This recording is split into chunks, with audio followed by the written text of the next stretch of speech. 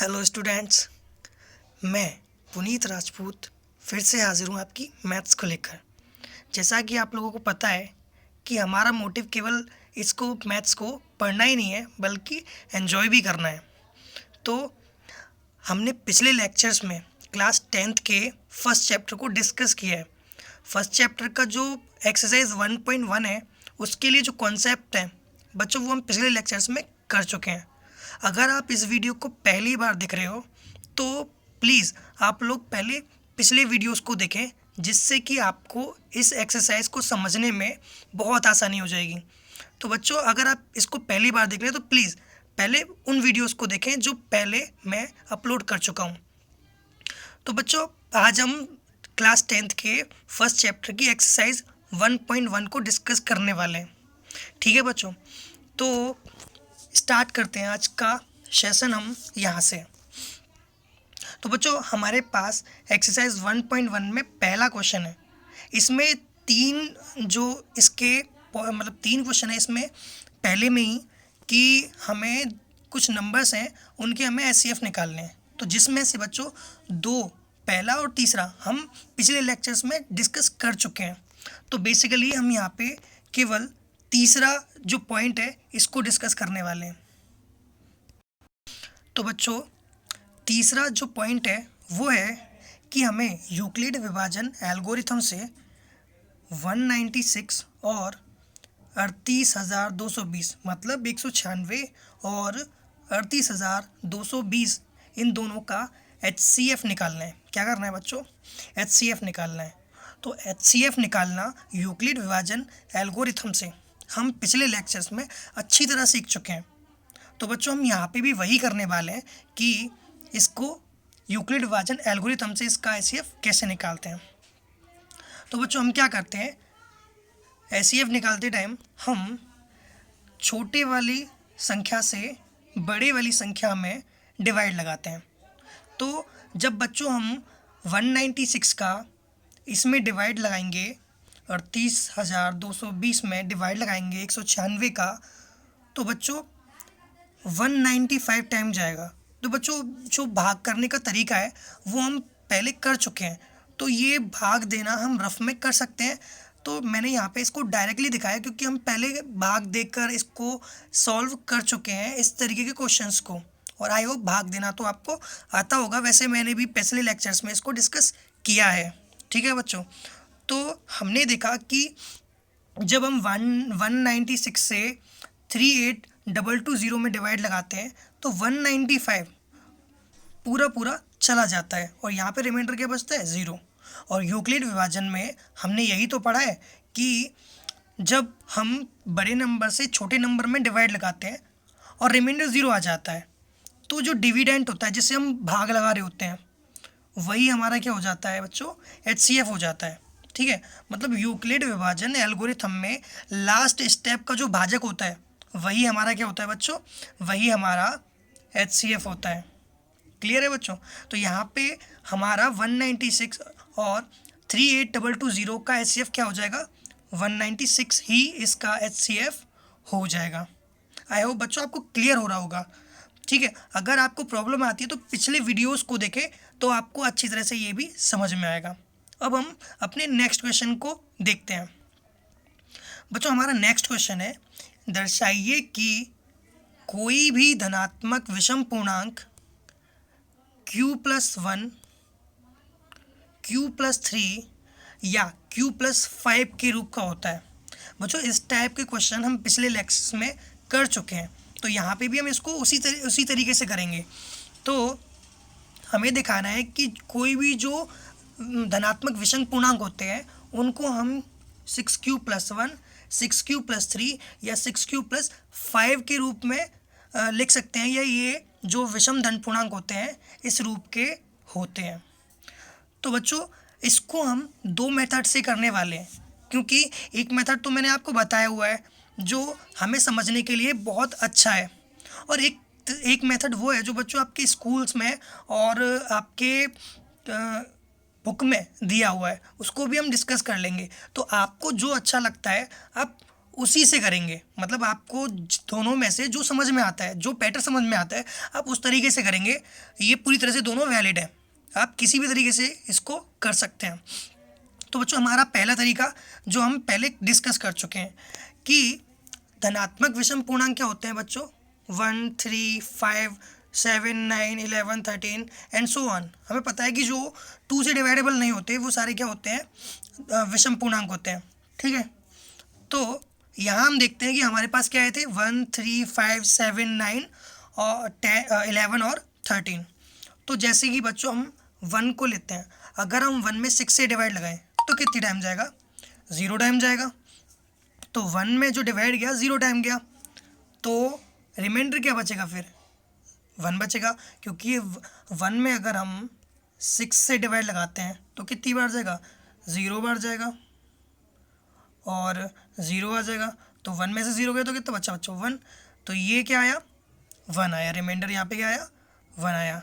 Same अगर हम 3 में 6 से डिवाइड लगाएंगे, 3 में 6 से डिवाइड लगाएंगे तो 0 टाइम जाएगा और रिमाइंडर क्या बचेगा, 3। सेम अगर हम 5 में 6 से डिवाइड लगाएंगे तो 0 टाइम जाएगा और यहाँ पे रिमाइंडर क्या बचेगा बच्चों, 5। अब जैसे ही हम 7 में डिवाइड लगाते हैं 6 से तो 1 टाइम चला जाता है और यहाँ पे रिमाइंडर बचा है 1।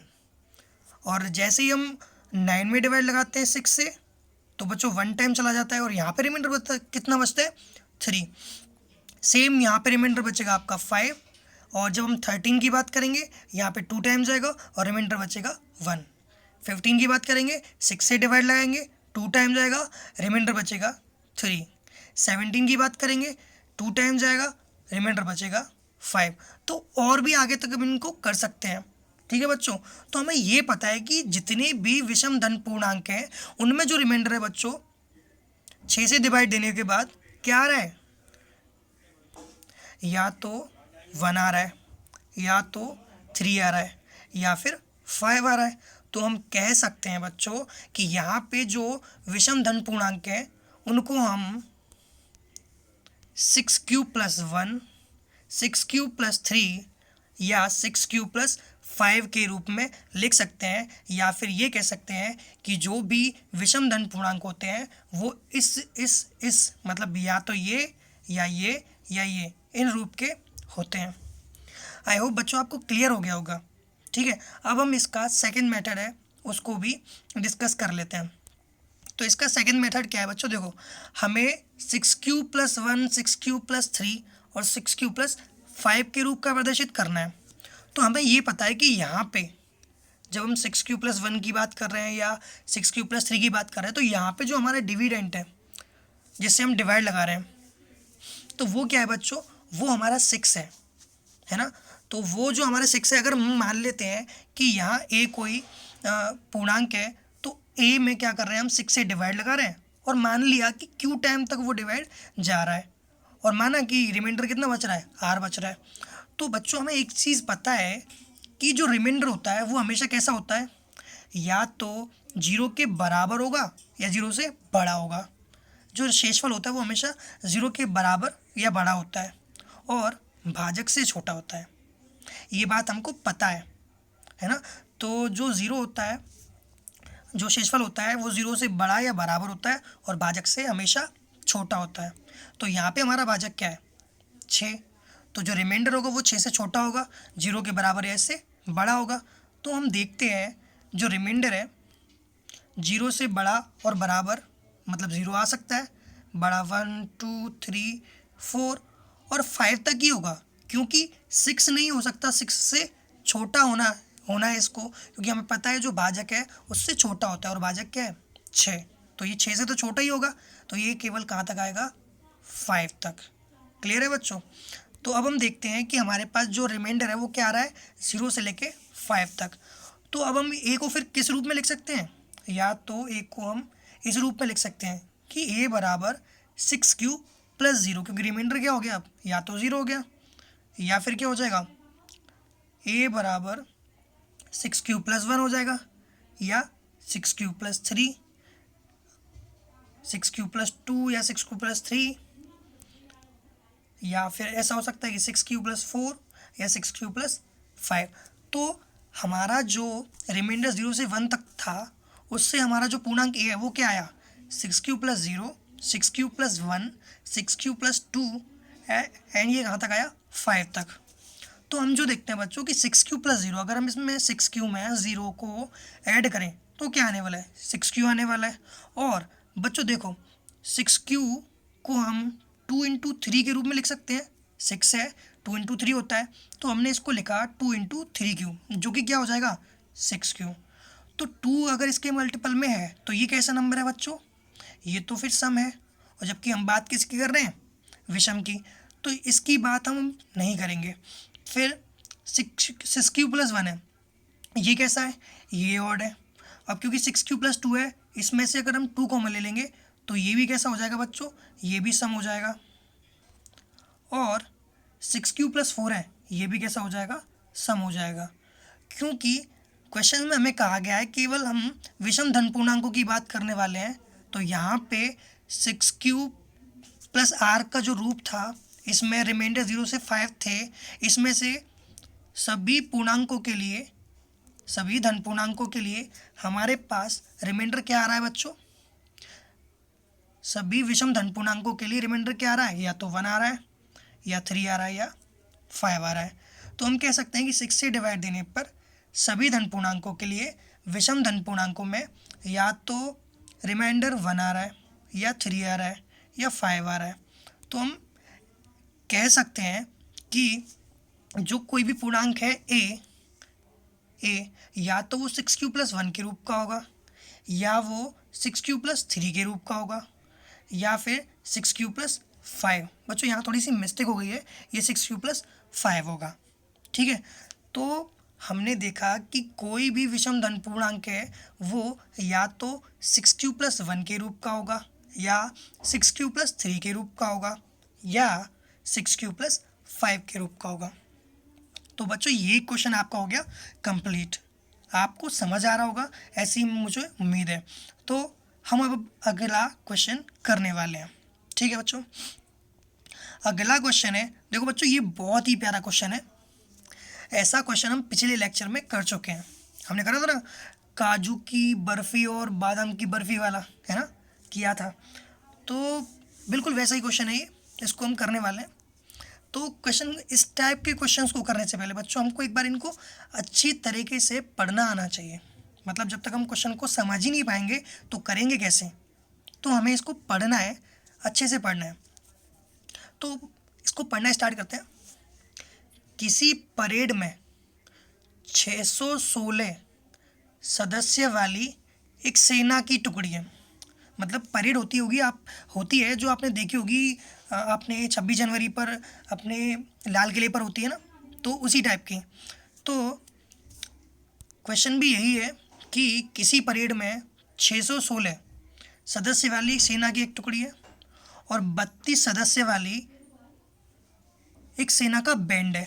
मतलब एक सेना की टुकड़ी है जिसमें 616 सदस्य हैं, और सेना का ही एक और टुकड़ी है जो बैंड वाली है, मतलब जिसमें सेना के पास क्या है, बैंड है। तो 2 टुकड़ियां हैं। अब करना क्या है कि जो 616 सेना के सदस्य हैं उनको बैंड वाली सेना के पीछे मार्च करना है, ठीक है। तो दोनों समूहों को समान संख्या वाले स्तंभों में मार्च करना है। मतलब जो बैंड वाले होंगे वो आगे होंगे और जो सदस्य होंगे सेना के, आर्मी के, वो पीछे होंगे, ठीक है। और उनको जो लाइन होनी है ना वो बच्चों सेम रखनी है, ठीक है। समान संख्या वाले स्तंभों में मार्च करना है, ठीक है। और उन्हीं स्तंभों की संख्या हमें ज्ञात करनी है जिनमें वे मार्च कर सकते हैं। क्लियर है। अब बच्चों इसको हम इसका सॉल्यूशन करते हैं। तो देखो हमें पता है कि हमारे पास क्या है, हमारे पास 32 तो बैंड जो आर्मी का ही है, और 32 लोग वो हैं जो बैंड में हैं, आर्मी के बैंड में, और 616 वो हैं जो प्योर आर्मी है, ठीक है बच्चों। तो अब हम बात करते हैं इसके सॉल्यूशन की। हमने माना बच्चों कि जो बैंड के स्तंभ हैं वो एक्स हैं, सॉरी, हमने माना कि बैंड के जो स्तंभों की संख्या है वो क्या मान ली बच्चों, एम मान ली। हमने क्या माना कि जो बैंड है या फिर जो आर्मी है, क्योंकि उनके जो स्तंभों की संख्या है वो सेम है, तो हमने उनको क्या मान लिया, उनको मान लिया एम। कुछ भी मान सकते हैं, एम मान लिया। अब हमें ये नहीं पता बच्चों कि एक स्तंभ में कितने बैंड वाले होने वाले हैं, या फिर एक स्तंभ में कितने आर्मी वाले होने वाले हैं। तो हमें ये नहीं पता कि एक स्तंभ में कितने बैंड वाले हैं और कितने आर्मी वाले, लेकिन हमें ये ज़रूर पता है कि दोनों के जो स्तंभ हैं वो सेम है ना। हमें दिखाई दे रहा है कि यहाँ पे जितने स्तंभ हैं उतने ही स्तंभ यहाँ पर भी हैं। तो बच्चों हम देखते हैं कि हमारे पास जो 32 बैंड वाले हैं, तो हम ये कह सकते हैं कि रो इंटू मतलब स्तंभों की संख्या इंटू एक स्तंभ में उपस्थित बैंड वालों की संख्या। तो ये क्या हो जाएगा बच्चों, ये कुल संख्या निकल के आ जाएगी बैंड वालों की। तो 32 को हम कैसे लिख सकते हैं, स्तंभों की संख्या मल्टीप्लाई में एक स्तंभ में उपस्थित बैंड वालों की संख्या। ठीक है बच्चों। इसी प्रकार से हमें पता है कि आर्मी जो है उसमें कितने सदस्य हैं, 616। कितने स्तंभ हैं, एम। एक स्तंभ में कितने व्यक्ति हैं, कितने आर्मी वाले हैं, वाई। तो एम इंटू वाई क्या हो जाएगा, कुल सदस्यों की संख्या, जो कि कितनी दे रखी है, 616। तो बच्चों हम यहाँ पे देखते हैं कि 32 जो है उसके फैक्टर ही तो हैं एम इंटू एक्स, और 616 के फैक्टर हैं एम इंटू वाई। और हम देख रहे हैं कि 32 के फैक्टर और 616 के फैक्टर में एक चीज़ कॉमन आ रही है और वो है एम। और बच्चों ये हम पहले सीख चुके हैं कि जो कॉमन आ रहा होता है वो क्या होता है, वो तो HCF होता है ना। जो जिसके कॉमन फैक्टर आ रहे होते हैं वो क्या होता है, HCF होता है। तो हमें ये पता चल रहा है यहाँ से कि हमें अगर आर्मी वाले और बैंड वाले जो सेना है उसके स्तंभों की संख्या निकालनी है, तो हमें इनकी संख्या का HCF निकालना होगा। तो बच्चों कैसे निकालेंगे, हम यूक्लिड विभाजन प्रमेय से एल्गोरिथम से सीख चुके हैं कि हमें इनका HCF कैसे निकालना है। ठीक है, तो निकालते हैं हम यहाँ पे इसका HCF। तो क्या करते हैं बच्चों, छोटे नंबर से बड़े नंबर में डिवाइड लगाते हैं।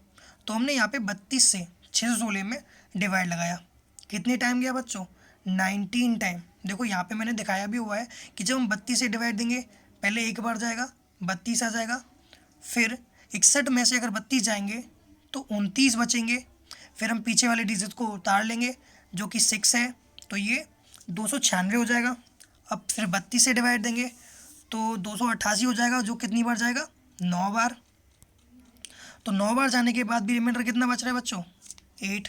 अब यहाँ रिमाइंडर बच रहा है तो हमें ये प्रोसेस आगे बढ़ानी होगी। तो हमें बच्चों वही गया, क्योंकि यहाँ पे रिमाइंडर क्या बच रहा है, 8 बच रहा है, 0 नहीं आ रहा। तो हम क्या करते हैं एल्गोरिथम में, हम एल्गोरिथम में करते हैं कि जो रिमाइंडर बच रहा होता है उसी से उसके भाजक में डिवाइड लगा देते हैं। तो अब हम 8 से 32 में डिवाइड लगाएंगे, 8 से 32 में डिवाइड लगाएंगे तो कितनी बार जाएगा, 4 बार। यहाँ देखो 8 से 32 में डिवाइड लगाया, कितनी बार चला गया, 4 बार, और रिमाइंडर क्या आ गया, 0। तो हम देखते हैं कि यहाँ पे रिमाइंडर क्या आ गया, 0।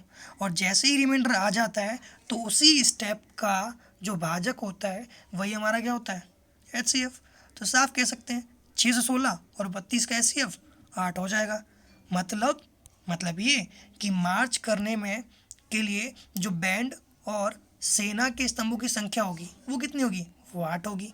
क्लियर है बच्चों, आगे बढ़ते हैं। फिर नेक्स्ट क्वेश्चन है हमारा बच्चों, क्वेश्चन नंबर 4। देखो बच्चों इसको हम करते हैं, आराम से करेंगे, ठीक है। हमारे पास इस क्वेश्चन में क्या है देखते हैं।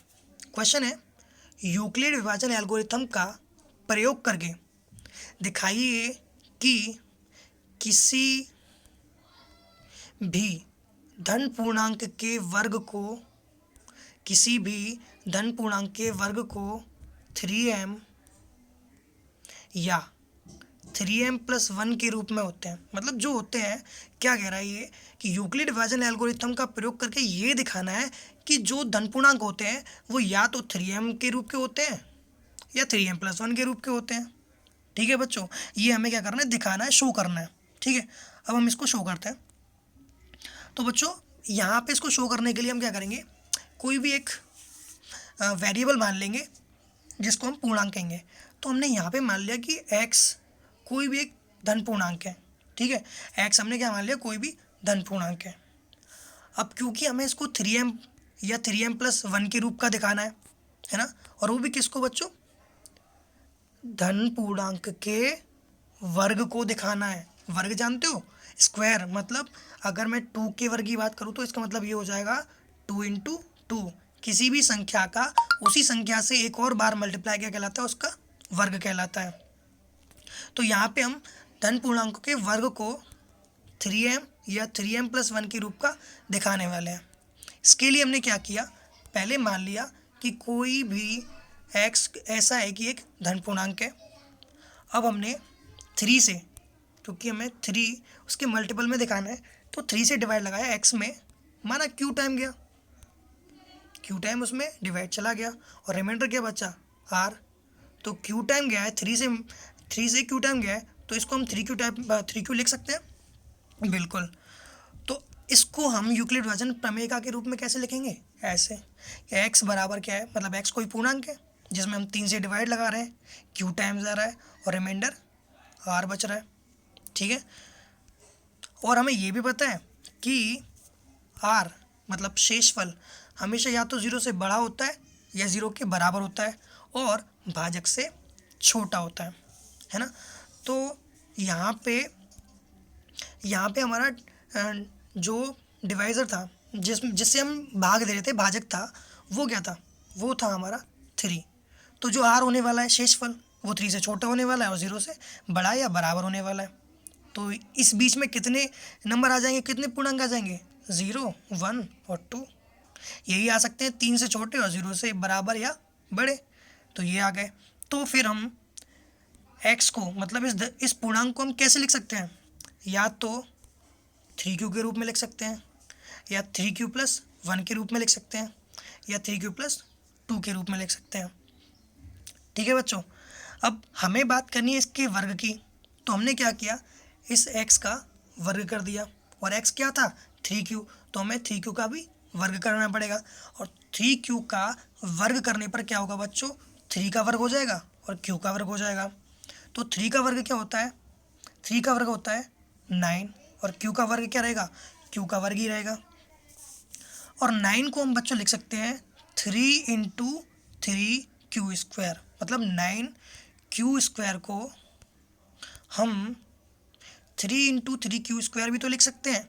तो हमने यहाँ पर वही किया है, क्योंकि हमें इसको 3 के मल्टीपल में दिखाना है, ऐसा इसलिए हमने यहाँ पे किया है। ठीक है बच्चों, अब हम नेक्स्ट टर्म की बात कर लेते हैं। नेक्स्ट हमारा क्या था, x बराबर 3q+1। तो जब हम x का स्क्वायर करेंगे तो 3q+1 का भी स्क्वायर करना पड़ेगा।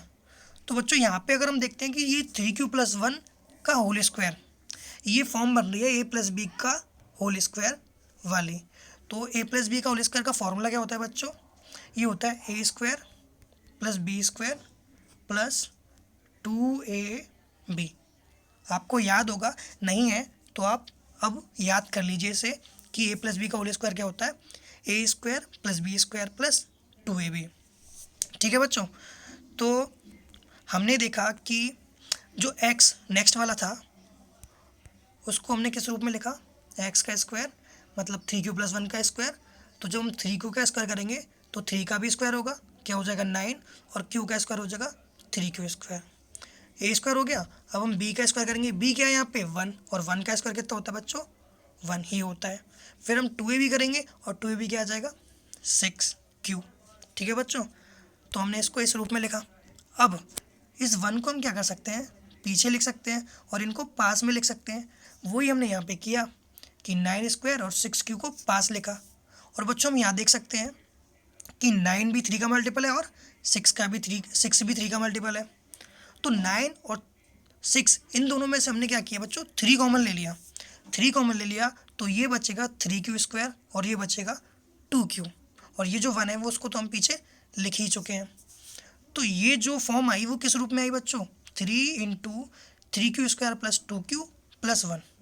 अब बच्चों आपको ये पता है कि q क्या है, कोई भी पूर्णांक है। अगर q कोई पूर्णांक है, अगर हम q की कोई वैल्यू यहाँ रखते हैं तो ये भी कोई ना कोई पूर्णांक ही बनेगा, और ये पूर्णांक बनेगा तो हमने इसको हम फिर m से डिनोट कर सकते हैं। मान लिया ये कोई m होगा, पूर्णांक ही तो होगा, इसको मान लिया m होगा, तो फिर ये किस रूप में हो जाएगा, ये हो जाएगा आपका 3m प्लस 1 के रूप का, क्योंकि इसको हम क्या मान चुके हैं, क्योंकि बच्चों आपको पता है ना कि q को हम कोई पूर्णांक मान रहे हैं और पूर्णांक का मान रखेंगे तो ये पूर्णांक ही आएगा, तो m को भी हमने पूर्णांक ही माना है, तो ये किस रूप का हो गया, 3m प्लस 1 के रूप का हो गया।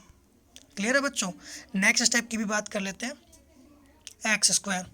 तो x² क्या है बच्चों, अब 3q प्लस 2 का स्क्वायर करेंगे तो a प्लस बी का होल स्क्वायर आपको आता है, तो हम वही करेंगे अब। तो 3q का स्क्वायर करेंगे तो 9q², 2 का स्क्वायर करेंगे तो 4 हो जाएगा, और फिर 2a भी करेंगे तो ये हो जाएगा 12q। ठीक है बच्चों, तो पिछले वाले की तरह हम इसको करने वाले हैं। 4 को बच्चों आपको पता है ये 4 है, और 4 को हम क्या लिख सकते हैं, 3 प्लस 1। क्लियर है बच्चों, 4 को हम क्या लिख सकते हैं, 3 प्लस 1। और जब हमने इनको पास लिखा तो बच्चों इनमें क्या कॉमन दिखाई दे रहा है मुझे, हम सबको ही दिखाई दे रहा है कि ये भी 3 का मल्टीपल है और ये भी 3 का मल्टीपल है, और 4 को भी हमने किस रूप में लिख लिया है, 3 प्लस 1।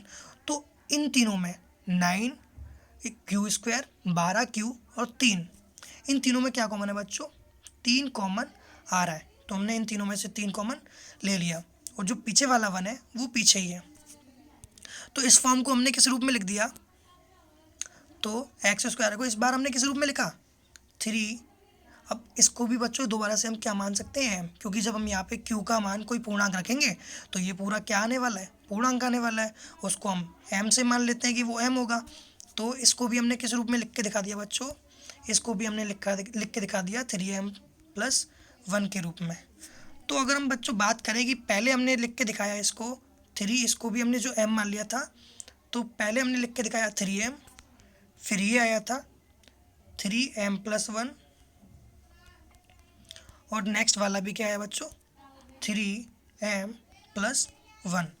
तो यहाँ पे हम ये कह सकते हैं कि किसी भी धन पूर्णांक के वर्ग को हम 3m या 3m प्लस के रूप में लिख सकते हैं। बच्चों क्लियर हो रहा होगा। तो चलिए बच्चों, अब हम अपनी एक्सरसाइज के लास्ट क्वेश्चन नंबर 5 को डिस्कस कर लेते हैं, जिसके बाद हमारी एक्सरसाइज कंप्लीट हो जाएगी। तो लास्ट क्वेश्चन क्या है, क्वेश्चन है यूक्लिड विभाजन प्रमेय का प्रयोग करके दर्शाना है कि जो धनात्मक पूर्णांक हैं वो उनका क्यूब मतलब घन, उनका क्यूब जो घन बच्चों आपको पता है क्या होता है, जैसे स्क्वायर होता है उसकी पावर 2, वैसे किसी की पावर 3 क्या होता है, घन होता है। एग्जाम्पल के तौर पे अगर 2 की पावर 3 है, इसको हम बोलते हैं 2 का क्यूब मतलब 2 का घन। लिखते कैसे, 2 इंटू 2 इंटू 2, तो ये है 2 का घन। क्लियर है बच्चों। तो हमें दिखाना है इस क्वेश्चन में कि जो पूर्णांक होते हैं धन पूर्णांक, वो उनका क्यूब 9m प्लस 1 या 9m प्लस 8 के रूप का होता है, ये हमें दिखाना है। ठीक है, तो चलिए बच्चों इसको सॉल्व करते हैं। क्वेश्चन है हमारे पास, अब हम यहाँ पे सॉल्व करने के लिए लेट मतलब माना x कोई धन पूर्णांक है, हमने अपनी तरफ से कंसीडर कर लिया कि x कोई धन पूर्णांक है। अब जिसमें हम 3 से डिवाइड लगा रहे हैं, अब माना बच्चों कि q टाइम बार चला गया होगा और रिमाइंडर क्या बचा होगा, r बचा होगा। अब आपके मन में एक डाउट यहाँ आ रहा होगा कि भैया यस सर, आपने ये जो 3 है 3 से ही डिवाइड क्यों दिया। मैं बताता हूँ बच्चों, 3 से डिवाइड हमने इसलिए दिया क्योंकि जो हमें दिखाना है वो 9m प्लस 1 या 9m प्लस 8 के रूप में दिखाने हैं, और ये जो 9 है ये कहाँ से आने वाला है, ये तो 3 के मल्टीपल में से ही कॉमन आने वाला है। तो हम इसीलिए हमने यहाँ पे इसको 3 लिया है, क्योंकि जब हम इसका क्यूब करेंगे तो वहाँ पे ऑटोमेटिकली 9 वहाँ से फिर कॉमन आ जाएगा। ठीक है बच्चों, तो हमने माना फिर इसको यूक्लिड विभाजन एल्गोरिथम के रूप में लिखा, और हमें पता है कि आर का मान 0 के बराबर या 0 से बड़ा और भाजक से छोटा होता है। तो भाजक यहाँ पे 3 है और 3 से छोटा क्या होगा फिर 0, 1 और 2। तो यहाँ पे हम x को किस रूप में लिख सकते हैं, यहाँ पे हम x को लिख सकते हैं 3q + 0 के रूप में, 3q + 1 के रूप में और 3q + 2 के रूप में, क्योंकि यहाँ पे रिमाइंडर या तो 0 है या 1 है या फिर 2 है। ठीक है बच्चों, अब हम बात करेंगे इसकी क्यूब की, है ना। तो जैसे ही हमने पहले स्टेप मतलब x का क्यूब लिया, पहला x क्या था हमारा जो पूर्णांक था वो था 3q, और 3q का जब हम घन करेंगे तो 3 का घन होता है बच्चों कितना 27, है ना। तो 3 का घन कितना हो जाएगा 27, और क्यूब का घन तो क्यूब का घन ही रहेगा, और 27 को हम लिख सकते हैं 9 × 3, और इसके साथ क्यू का भी क्या है क्यूब है, क्यू का क्यूब है, तो वो हमने इसको यहाँ पे लिख दिया। ठीक है बच्चों, अब हमें पता है x को या तो हम 3q के रूप में लिख सकते थे या 3q + 1 के रूप में, तो हमें इसका भी घन करना पड़ेगा, और इसका हम घन करेंगे तो बच्चों हमें इसके लिए फॉर्मूला आना चाहिए। कौन सा फॉर्मूला, a + b के क्यूब का फॉर्मूला क्या है मैं आपको बता देता हूँ कि a + b का होल क्यूब बराबर होता है बच्चों a का क्यूब प्लस b का cube plus 3a² b plus 3b² a। तो बच्चों ये इसका फॉर्मूला होता है, आप नोट कर लेंगे और इसको याद रखेंगे। ठीक है बच्चों, तो इसका यूज़ हम यहाँ पे करते हैं। तो जैसे ही हम 3q + 1 का क्यूब करेंगे, 3q + 1 का क्यूब करेंगे तो क्या आने वाला है, सबसे पहले इसका क्यूब क्या आएगा 27, क्यूब का भी क्यूब, फिर 1 का क्यूब करेंगे। तो बच्चों 1 की पावर तो कुछ भी हो, कितनी भी टाइम कर लो, 1 का मल्टीप्लाई 1 से करने के बाद तो 1 ही आने वाला है। तो 1 का क्यूब क्या आ जाएगा बच्चों, यहाँ पे 1 ही आ जाएगा। फिर हम बात करेंगे 3a² b, 3 इसका स्क्वायर इंटू ये, तो बच्चों 3 का मल्टीप्लाई हम इसके स्क्वायर से करेंगे, इसका स्क्वायर क्या होगा 9q², और 9q का स्क्वायर जब हम 3 से करेंगे तो 9 3 = 27, तो यहाँ पे हो जाएगा ये 27q²। ठीक है बच्चों, और फिर आता है 3b² है, b क्या है यहाँ पे 1, और 1 का स्क्वायर तो 1 ही रहेगा, इसीलिए हो जाएगा 3 3 = 9 क्योंकि यहाँ पे क्या आने वाला है 3b² a। तो बच्चों हम क्या करेंगे, हमें दिखाई दे रहा है कि इसमें इसमें और इसमें, क्योंकि ये तीनों किसके मल्टीपल हैं 9 के मल्टीपल हैं, तो हम इनमें से 9 को कॉमन ले लेंगे। जब हम इनमें से 9 कॉमन ले लेंगे तो ये बचेगा, और ये जो 1 है इसको एज इट इज़ पीछे ही रख लेंगे।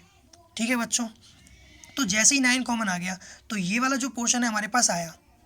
अब बच्चों हम यहाँ पे अगर क्यू कोई भी पूर्णांक है, क्यू अगर यहाँ पे कोई भी पूर्णांक को पुट करते हैं या इसमें कोई भी पूर्णांक रखते हैं तो ये जो वैल्यू है बच्चों एक पूर्णांक ही आएगी, और ये पूर्णांक आएगी तो इसको हम मान लो कि इसको m से दर्शा देंगे।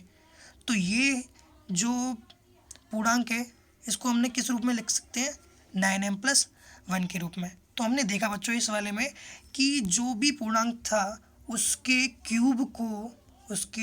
क्यूब को हमने 9m + 1 के रूप में लिखा, है ना बच्चों।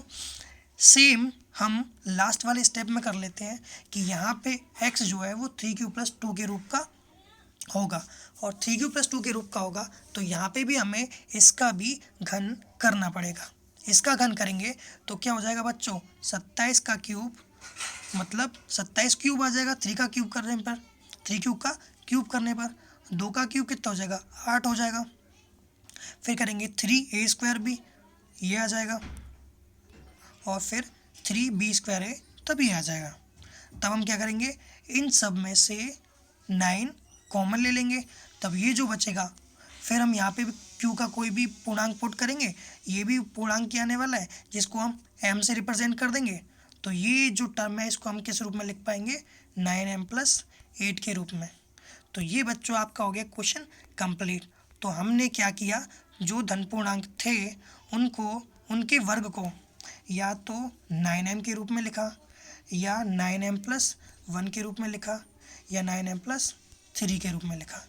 ठीक है बच्चों, तो आज हमने ये एक्सरसाइज अपनी कंप्लीट कर ली है। और बच्चों अगर आपको वीडियो पसंद आई है तो प्लीज़ वीडियो को लाइक कीजिए, शेयर कीजिए और चैनल को सब्सक्राइब कीजिए। और उन लोगों तक ये वीडियो ज़रूर पहुंचाइए जो इस लॉकडाउन में पढ़ नहीं पा रहे हैं। तो क्योंकि ऐसे कठिन परिस्थिति में बच्चों पढ़ाई नहीं हो पा रही है स्कूल्स में, तो हम कोशिश कर रहे हैं कि उनको कुछ कंटेंट दे पाए। तो प्लीज़ बच्चों उनको शेयर कीजिए जिनको इसकी ज़रूरत है। थैंक यू बच्चों। नेक्स्ट वीडियो में हम आगे बढ़ाएंगे अपने चैप्टर को। ठीक है बच्चों, थैंक यू।